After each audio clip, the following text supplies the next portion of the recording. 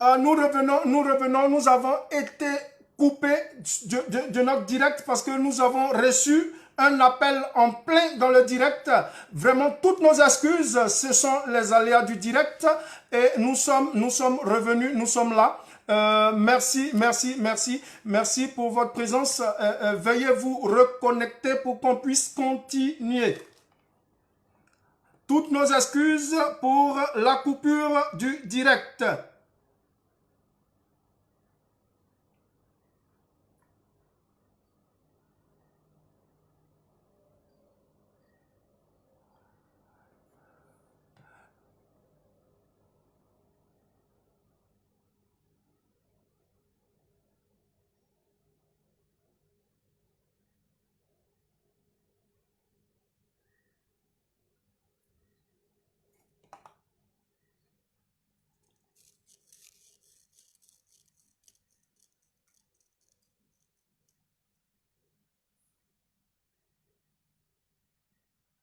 Ouais, toutes nos excuses, ce sont les aléas du direct. Nous avons reçu, voilà, merci de vous reconnecter et de revenir avec nous. Nous étions sur le point 9 aujourd'hui, voilà. Une coupure due à un appel entrant sur le direct. Voilà, c'est ce que nous disions. Évitez d'appeler directement sur le direct. Merci Adonis, merci Estelle Foy, merci Glory, Didier Rodriguez. Voilà, merci de revenir et de rester avec nous. Voilà. Voilà. Toutes nos excuses.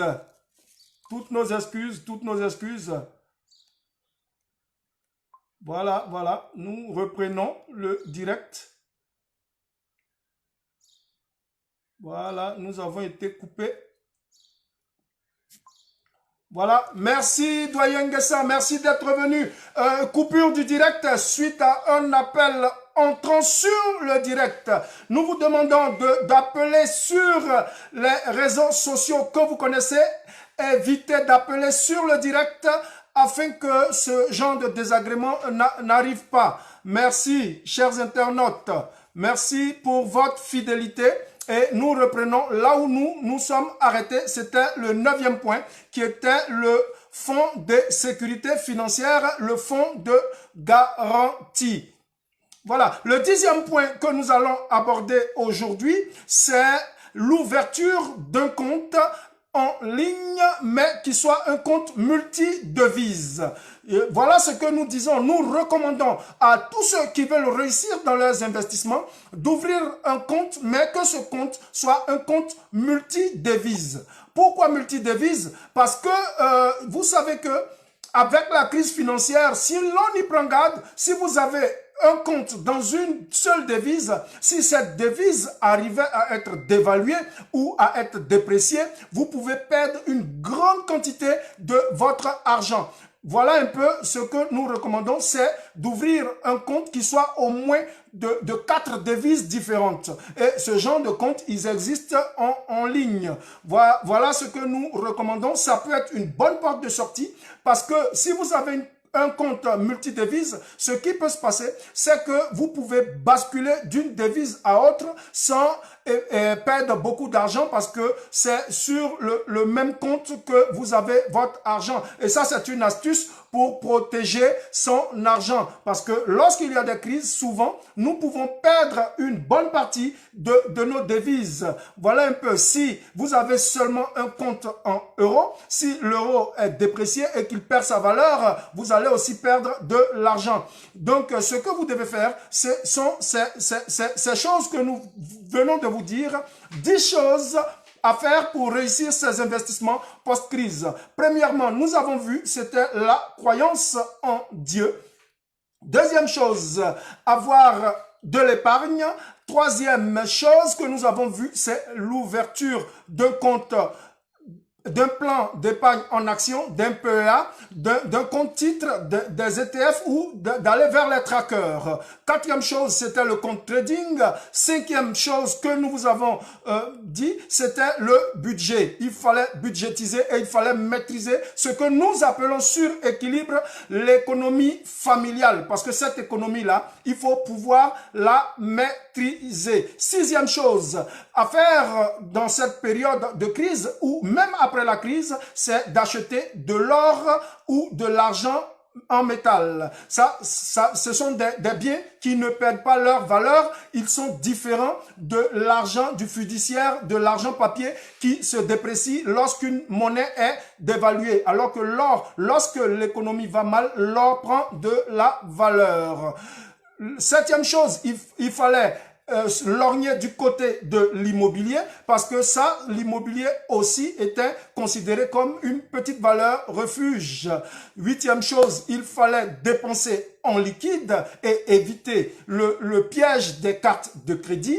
Et la neuvième chose, c'était la création d'un fonds de sécurité financière qui était un peu un fonds de garantie qui permettait de pouvoir tenir, même s'il y avait un événement qui ne soit pas prévu, on puisse continuer à vivre avec cette masse d'argent que nous avons mis de côté. Et dixième chose, il fallait ouvrir un compte multi-devises pour pouvoir sécuriser notre argent. Parce que si vous avez tout votre argent en CFA ou en euros, si l'euro ou le CFA venait à perdre sa valeur, vous perdiez aussi automatiquement une partie de votre épargne, une partie de votre argent. Et donc, nous vous recommandons d'ouvrir des comptes multi-devises. Voilà un peu les 10 points que nous voulions partager avec vous sur les investissements post-crise pour aujourd'hui. Merci pour vos questions. Les questions, elles sont venues. Il y a énormément de questions, mais nous allons essayer pendant une dizaine de minutes à répondre à quelques questions qui nous sont parvenues pendant que nous étions en train de présenter les 10 choses à faire pour réussir ces investissements dans une période post-crise. Merci pour vos questions. Voilà, compte bancaire en ligne. Bon, de tout ce que... La première question, nous allons répondre immédiatement, c'est qu'il y a un internaute qui nous demande de tous les points que nous avons cités, lequel nous jugions le plus important. Bon, ça, nous allons le dire sans réfléchir. Le point le plus important, c'est le point numéro 1, qui était la croyance en Dieu. Parce que c'est Dieu qui est le socle, c'est lui qui est la boussole. Lorsque nous avons la croyance en Dieu, lorsque nous avons la foi en tout ce que nous allons faire, alors nous allons réussir. Donc, le point qui va coordonner tous les 9 autres points, c'est la croyance en Dieu qui est le meilleur investissement. Voilà un peu ce que nous pouvons dire. L'internaute revient avec une question pour dire, en dehors de Dieu, quel est le point que nous jugeons essentiel? Nous jugeons tous les points que nous vous avons cités essentiel. Mais nous disons le point le plus important, c'est la foi en Dieu et c'est cette croyance-là qui nous donne la stabilité, qui nous donne la paix et qui nous donne l'amour. Et lorsque nous avons ces choses, nous pouvons réussir tout ce que nous allons entreprendre. Voilà un peu ce que nous pouvons dire.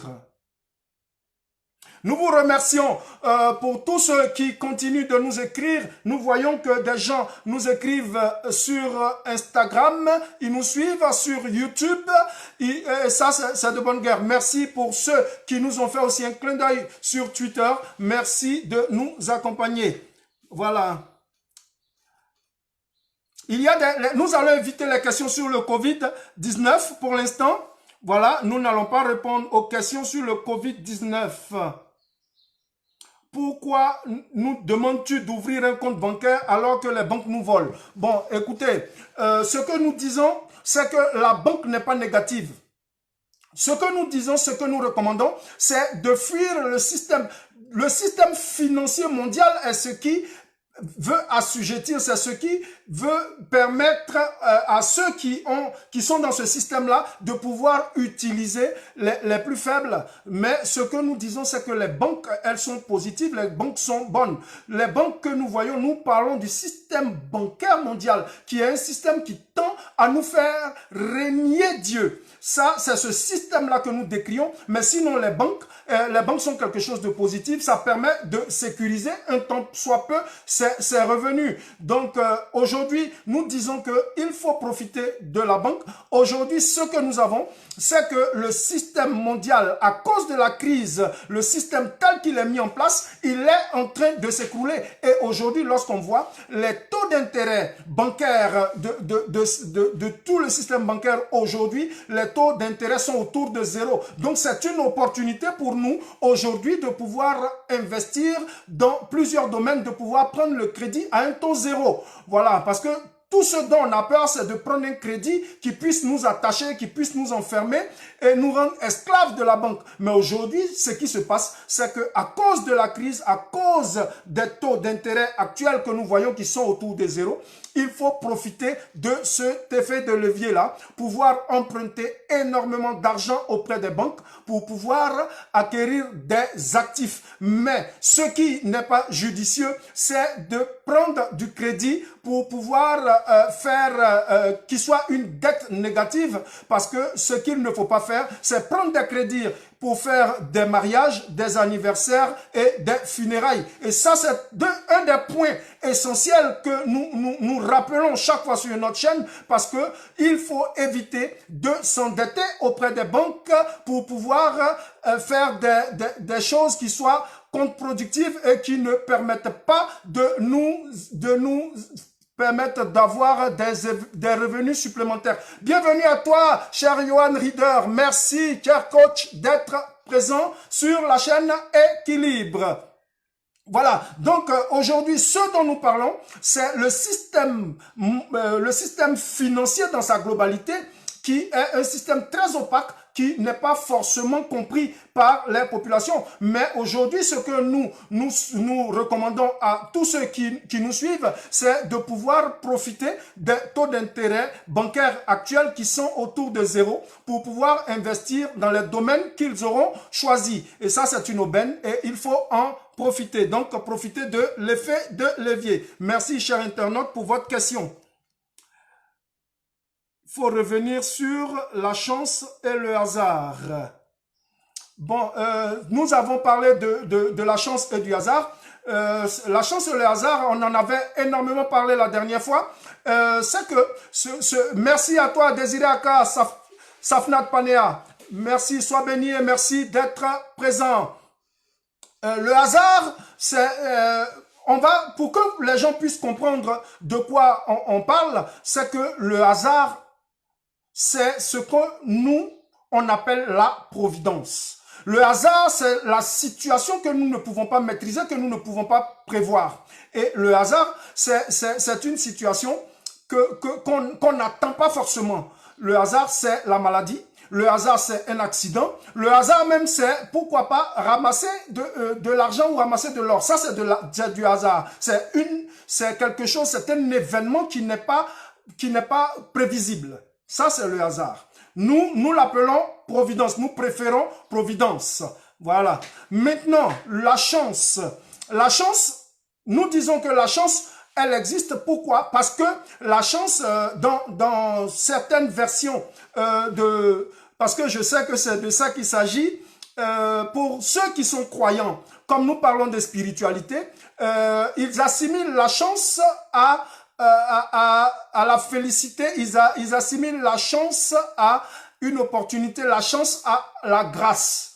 Donc, aujourd'hui, ce qu'il faut comprendre, la chance pour nous, la chance dans certaines versions, voilà, je sais, merci cher internaute, l'internaute nous dit que la question qu'il a posée, c'est par rapport aux écrits bibliques. Bon, dans les écrits bibliques, il faut savoir qu'il y a plusieurs versions d'écriture, plusieurs versions de Bible. Quand on prend des versions comme Louis II, ou second 21, le mot chance n'existe pas. Mais quand on va prendre des versions comme Darby, comme Parole vivante, comme le Semeur, on voit que le mot chance existe. Et là, il faut, pour bien le comprendre, assimiler le mot chance à la grâce. La grâce se mérite, alors que le hasard ou la providence, elle ne se mérite pas. Ça vient, voilà, c'est quelque chose qui arrive, qui est imprévu et qui ne peut pas être prévisible. Alors que la chance, elle est prévisible parce que la chance, elle se provoque. La chance, c'est une opportunité que l'on saisit. La chance se cultive. La chance, c'est l'habitude qu'on a à pouvoir prévoir l'imprévisible, à pouvoir cultiver et pouvoir saisir les opportunités. C'est ce que nous pouvons appeler chance. Donc, la chance, en un mot, est une compétence, alors que le hasard ou la providence, elle ne se mérite pas, c'est quelque chose qui arrive et qui ne dépend pas de nous, alors que la chance, elle dépend de nous. La grâce, elle dépend de nous, parce que quiconque va faire de bonnes choses va avoir comme fruit la grâce. Donc nous, aujourd'hui, sur notre chaîne Équilibre, nous disons qu'il faut recourir à quelque chose de beaucoup plus spirituel qui va nous entraîner vers le bien, et ce bien-là va produire en nous de la sagesse. Cette sagesse-là va nous permettre de bénéficier des grâces. Voilà un peu ce que nous voulons dire. Donc cette grâce-là, on peut aussi l'appeler la chance. Voilà ce que nous pouvons dire sur cette question. Un internaute demande qu'on revienne sur Code One .net et Golden. Bon, sur notre chaîne Équilibre, nous disons que l'Afrique, pour s'en sortir, doit travailler. L'Afrique doit s'unir d'abord. L'Africain doit avoir une pensée positive, recourir à quelque chose de beaucoup plus spirituel, s'entraider, avoir beaucoup d'amour et pouvoir travailler, mais travailler efficacement. Donc, le travail efficace, ce n'est pas ce que vous venez de citer. Le marketing de réseau, il existe, mais nous disons que c'est regrettable que le marketing de réseau que nous voyons ne soit pas utilisé par les Africains sur leurs propres produits, mais qu'ils fassent la promotion de produits asiatiques qui sont vendus à des prix exorbitants. Et voilà, les autres choses dont je ne ferai pas la publicité, ce sont des pyramides de Ponzi, et nous disons que toute pyramide est à fuir. Donc, toute activité basée sur une pyramide est une activité qui, à un moment donné, va se souffler, parce que lorsque la base de la pyramide va devenir très large, on ne pourra plus payer tous les investisseurs qui vont rentrer dedans. Ce que nous demandons aux internautes de faire, c'est de rentrer dans l'infopreneuriat, c'est de rentrer dans l'entrepreneuriat et des investissements judicieux comme la bourse, comme le trading, comme l'immobilier et comme toute activité sur Internet qui sont des activités porteuses et qui sont des activités très lucratives qui peuvent permettre à l'Africain d'abord de se prendre en charge et de prendre en charge aussi toute sa famille et toutes les personnes qui l'entourent et toutes les personnes que les gens, chacun à son niveau, peut aimer. Donc voilà un peu ce que nous recommandons. Il faut éviter les pyramides à la Madoff. Ce n'est pas, nous ne conseillons pas cela. Mais bon, chacun est libre de faire ce qu'il veut. Mais nous, sur Équilibre, nous disons que nous sommes anti-pyramide, nous sommes anti-Ponzi. Nous voulons des activités, soit des activités rémunératrices. Vous pouvez créer un produit, vous pouvez créer une formation sur Internet. Vous pouvez aussi utiliser le système d'affiliation que moi j'utilise aussi bien. Donc, ce sont des activités qui puissent vous permettre d'avoir des revenus sans passer forcément par le Ponzi. Parce que le Ponzi, c'est un tape à l'œil. On paye les premiers arrivés avec l'argent des seconds et après, ceux qui vont arriver en dernière position, ils ne seront pas payés, ne seront pas rémunérés. Donc, nous ne vous conseillons pas ce genre de choses. Quelle différence entre l'effet cumulé et l'effet de levier? Très belle question. Ce qu'il faut comprendre, c'est qu'il y a une nette différence entre l'effet cumulé et l'effet de levier. L'effet de levier est un effet qui permet d'utiliser pour investir l'argent que nous n'avons pas. C'est ça l'effet de levier. Par exemple, je n'ai pas d'argent, je veux acheter un appartement ou une maison, je vais utiliser l'effet de levier qui est le crédit bancaire. Ça veut dire quoi? Je vais utiliser de l'argent que je n'ai pas pour acheter une maison. Donc, je vais prendre un crédit. Ce crédit-là que je vais prendre, c'est ce qu'on appelle l'effet de levier. L'effet de levier, c'est le fait d'utiliser l'argent des autres pour pouvoir faire nos investissements. Et nous recommandons l'effet de levier sur le plan de la recherche et l'achat et l'acquisition d'actifs. Mais il ne faut pas utiliser l'effet de levier pour les CFD. Nous parlons de trading, mais nous disons attention, attention. L'effet de levier, il peut avoir des effets pervers.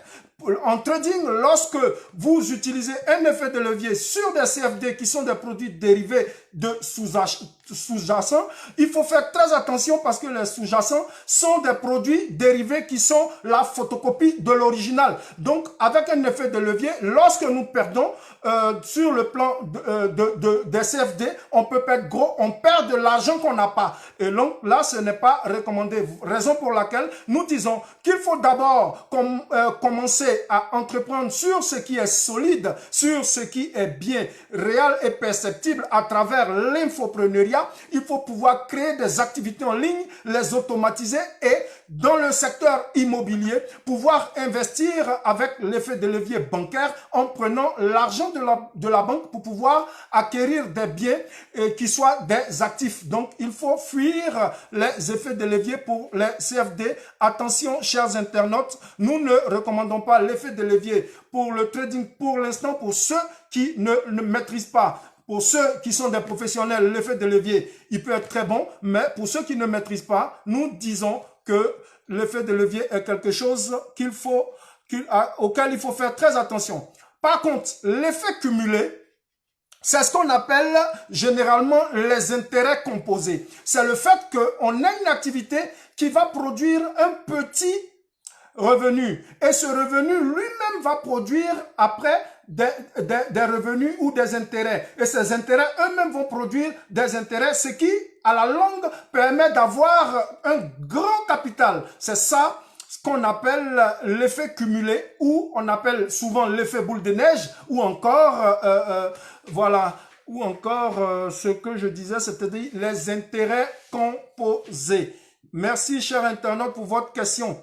Donc, utiliser l'effet de levier pour acquérir une maison ou un appartement en tant qu'actif pour la location, c'est une bonne chose. Mais utiliser l'argent de la banque pour avoir une résidence principale, nous ne recommandons pas cela. Donc, il faut savoir que nous parlons seulement d'acquisition d'actifs, mais pas de passifs. Il faut éviter d'utiliser un crédit bancaire pour acheter sa résidence principale, utiliser un crédit bancaire pour acheter une voiture, pour acheter une télévision, pour acheter un téléphone portable. Ça, ce sont des choses qu'il faut bannir et qu'il faut fuir. Ce que nous recommandons, c'est de pouvoir créer des activités qu'on peut créer à partir de rien, c'est-à-dire des activités sur Internet à travers l'affiliation, à travers la création d'une formation et autres. Mais nous disons, pour tous ceux qui veulent se lancer, il faut qu'ils apprennent et il faut qu'ils se forment un tout petit peu. Donc, nous les attendons inbox pour leur apporter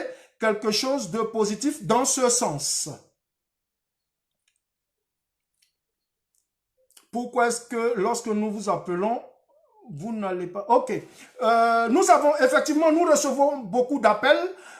Premièrement, les appels que nous recevons, soit quand nous échangeons avec les personnes, soit ces personnes veulent investir dans le domaine du trading et de la gestion de comptes, mais nous avons dit que nous devons attendre d'abord que la crise financière passe. Raison pour laquelle, quand vous nous appelez pour ce genre de placement, nous échangeons avec vous et nous vous disons de patienter. Mais entre-temps, nous vous recommandons de créer déjà une activité sur Internet, de penser à ce que vous aimez, quelle est votre passion, quelle est l'activité, quel est votre désir, et en fonction de votre passion, en fonction de votre tempérament, en fonction de tout ce que vous aimez, vous pouvez mettre votre talent, et votre savoir, vos connaissances et vos compétences au service des autres à travers la création d'une activité sur Internet. C'est ce que nous recommandons. Maintenant, plus tard, nous allons parler de bourse, nous allons parler de trading et nous allons parler d'immobilier.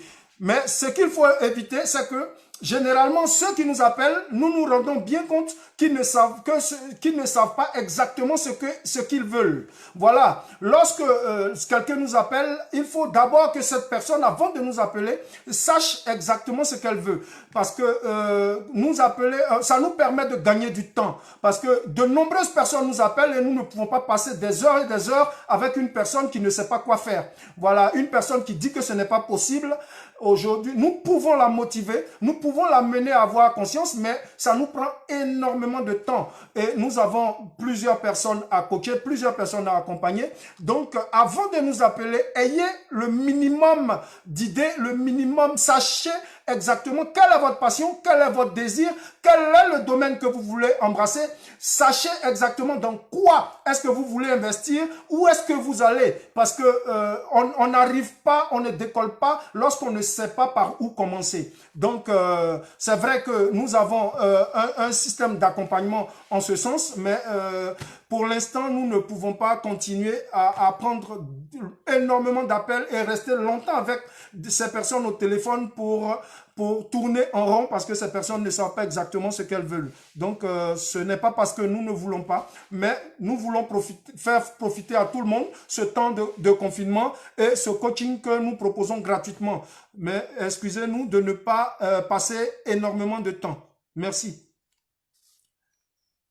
Penses-tu avoir réussi? Très belle question d'un internaute. Penses-tu avoir réussi? Nous disons que oui, je peux dire que j'ai réussi.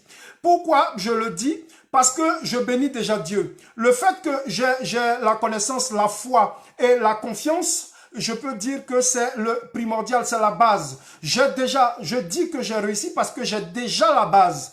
Et la base, c'est cette foi, c'est cette confiance que j'ai en Dieu qui me permet de franchir toutes les étapes qui se présentent devant moi. Mais ce que je voudrais dire, c'est qu'il reste encore beaucoup à faire. Il faut que je puisse continuer à gagner énormément d'argent parce que cet argent, il va servir à la communauté, il va servir à ma famille, il va servir à ceux que j'aime, il va servir à la communauté et il pourra me permettre d'aider tous ceux qui sont autour de moi, qui ont besoin d'une petite aide, eux aussi, pour pouvoir amorcer leur développement et prendre leur envol. Donc, de ce point de vue-là, je peux dire la réussite, la première réussite, c'est la connaissance de Dieu. Et donc, par rapport à ça, je peux dire que j'ai réussi, mais beaucoup encore reste à faire. C'est quoi un sous-jacent? Ok, le sous-jacent, c'est la photocopie des produits dérivés sur les marchés financiers. En réalité, le produit financier, c'est le marché financier, c'est un marché qui est réel. Mais le sous-jacent est la photocopie. C'est un peu comme le marché réel est un négatif et le sous-jacent est une photo qui a été lavée ou bien c'est une photocopie. Donc, ce sont des produits dérivés qui sont créés conformément à certaines normes.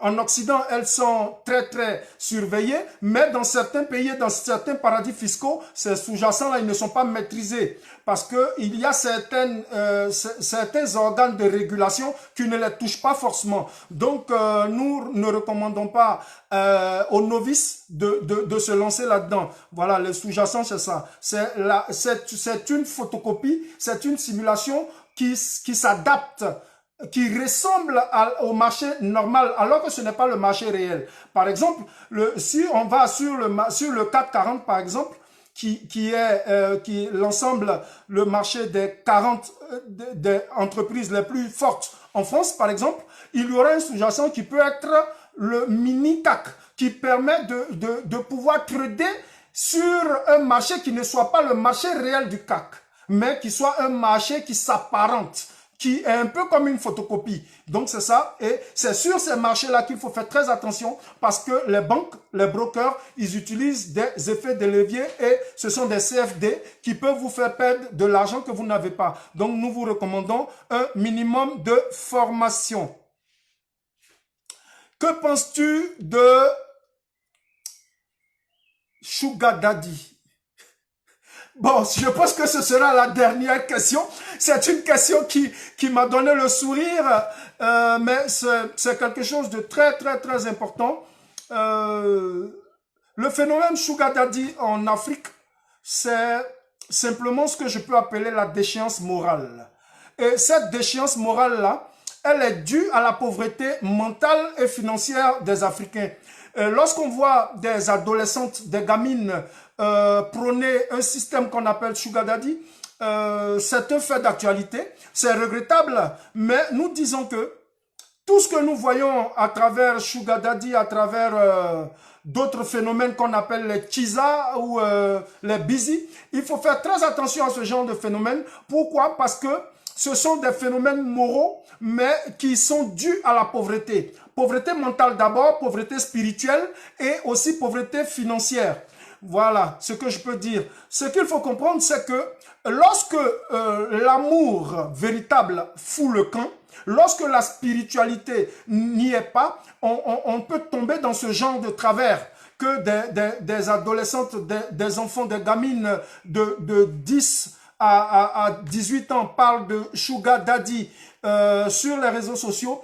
C'est regrettable, voilà ce que je peux dire. Mais ce qu'il faut savoir, c'est que ce genre de personnes et ces personnes qui s'adonnent à ces fléaux sont des personnes à qui nous devons apporter beaucoup d'amour et beaucoup d'attention. Parce que c'est le manque d'amour, le manque d'attention qui fait que des gens peuvent basculer dans ce genre de travers et de prostitution tout azimut. Voilà. Lorsque l'amour véritable, l'amour que nous appelons l'amour agapé, il fout le camp, nous rencontrons dans ce genre de démoralisation de la société civile. Et ce sont des choses qui arrivent. Certainement, nous sommes au terme de notre live de ce jour. Nous pourrons y revenir la prochaine fois pour parler, parce que tant que nous serons en confinement, nous continuerons de faire ce genre de live, mais après le confinement, nous allons changer. Parce que ça, c'était des formations que nous voulions apporter à la communauté et aux membres de la diaspora, à tous les jeunes candidats à l'immigration, à nos artistes, à nos sportifs, pour qu'ils puissent prendre conscience qu'il y a des choses à faire. Donc, qu'on sache que de ces 4 amours qui sont l'amour storgé, l'amour philia et l'amour philéo si vous voulez, et l'amour éros, voilà, ce genre de travers moraux, c'est plutôt des choses qui se passent sur le plan de l'amour éros, c'est l'amour sensualité, et c'est ça qui est traduit parce que il y a une dichotomie entre l'évolution de notre jeunesse et l'évolution de nos sociétés, ce qui fait que certains clivages sociaux et moraux peuvent être vus, et c'est regrettable. Certainement que nous reviendrons sur ce genre de travers la prochaine fois, et nous parlerons véritablement des différents amours que nous avons cités. Voilà, si vous aimez ce que nous faisons, nous vous demandons de nous mettre un j'aime et de visiter notre page YouTube qui est Équilibre Liberty Channel. Abonnez-vous, activez la cloche de notification, retrouvez toutes nos vidéos antérieures et les vidéos à venir. Merci de nous avoir suivis. Merci et toutes nos excuses pour cette rupture et cette coupure du direct qui était due à des aléas que nous ne maîtrisons pas forcément. C'est ça le hasard, c'est ça la providence. Mais soyez là, soyez des nôtres pour le prochain direct afin que nous puissions échanger encore sur des thèmes sur l'investissement et l'entrepreneuriat qui peut permettre à l'Afrique de grandir. Merci de nous avoir suivis. Au revoir. Merci à toi, Andrea Blé, pour ton coucou. Dieu vous bénisse et à la prochaine.